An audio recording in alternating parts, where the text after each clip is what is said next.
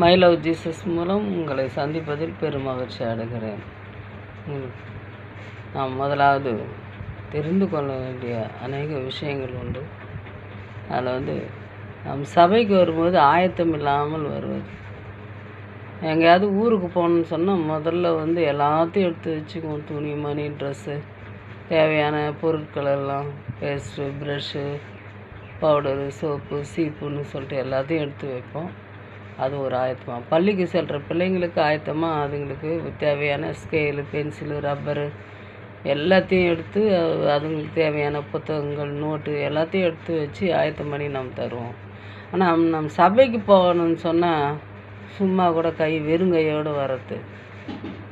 ஆண்டவர் சொன்னார், ஆலயத்துக்கு வரும்போது நம்ம ஒரு ஆயத்தம் இல்லாத மாதிரி வருவது. நமக்கு தேவையான ஆண்டவர் இந்த நாளில் என்ன பேச போகிறார் என்று சொல்லிட்டு ஒரு ஆயத்தத்தோடு நாம் ஜெபித்துட்டு வரணும். முதல்ல ஆலயத்துக்கு வரும்போது வேத புத்தகத்தை, பரிசுத்த வேதாகமத்தை எடுத்துக்கொண்டு வரணும்.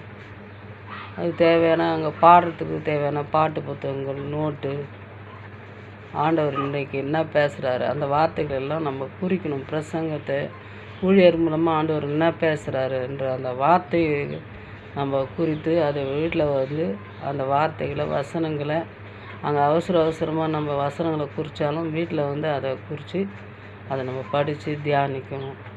அதெல்லாம் நம்ம ஆயத்தமே கிடையாது. முதல்ல வரும்பொழுது நம்ம ஆயத்தத்தோடு வரணும்.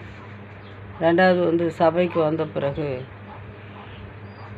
நம்ம சபைக்கு போகிறதுக்கு முன்னாடி ஜெபிக்கிறது கிடையாது. காலையில் தூங்கி எல்லா வேலைகளையும் முடிப்பாங்க. ஆனால் சிலர் நான் ஜெபிக்கவே மாட்டேன். ஆண்டவர் சொல்லுகிறார், தாவீது சொல்கிறான், காலையிலே உங்களுக்கு நேரே ஆயத்தமாகி நான் காத்திருப்பேன்னு சொல்கிறான்.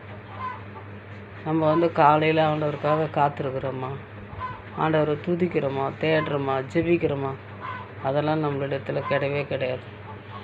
நம்ம ஜெபிக்கணும். நம்ம ஜெபிக்காமல் வருவது, ஆலயத்துக்கு வர்றது ஜெபிக்காமல் வருவது, அப்புறம் வேத புத்தகத்தை எடுத்துன்னு வர்றது கிடையாது. சபைக்குள்ளே வந்த பிறகு அங்கே இங்கும் பார்த்துக்கின்னு இருக்கிறது, வேடிக்கை பார்க்குறது, பாட்டு ஆராதனை வேலையில் ஆராதனையை கிண்டல் பண்ணி பரிகாசம் பண்ணிக்கின்னு உட்காந்துன்னு இருக்கிறது. இப்படி தான் நம்ம சில வேலையில் நம்ம செய்து கொண்டிருக்கிறோம். போகலாமா, போகக்கூடாது, அறக்குறை மனசுடன்னு வர்றது. ஆலயத்துக்கு போகலன்னா ஊழியர் ஏதாவது கேட்பாரு, ஏன் ஆலயத்துக்கு வரணும், சாக்கு போக்கு சொல்கிறது.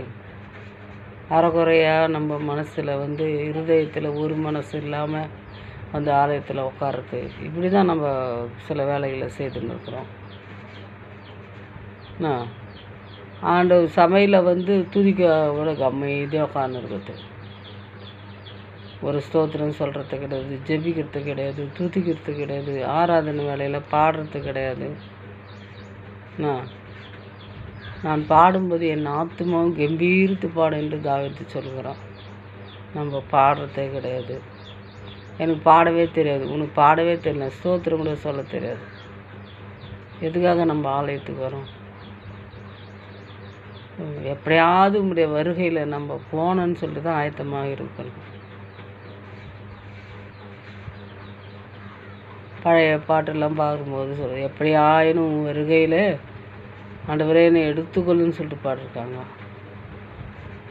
அப்போ எப்படியாவது ஆண்டவருடைய ராஜ்யத்துக்கு நம்ம போகணுன்னு சொன்னால் கர்த்தரை நம்ம துதிக்கிறவர்களா, ஆராதிக்கிறவர்களா, ஜெபிக்கிறவர்களா இருக்கணும். ஆலயத்துக்கு வரும்போது ஒரு பயபக்தி கிடையாது. பயத்துடனே கர்த்தரை செய்வீங்கள், நடுக்கத்துடனே களி கூறுங்கள் என்று வேத வசனம் சொல்லுது.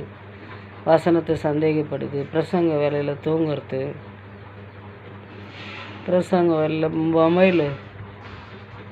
மொபைல் நோண்டிக்கின்னு இருக்கிறது, ஆராதனை நேரத்தில் அங்கெங்கும் பார்க்குறது, பிரசங்கத்தை கேலி செய்கிறது, ஊழியரை குறை சொல்கிறது, சபையை குறை சொல்கிறது,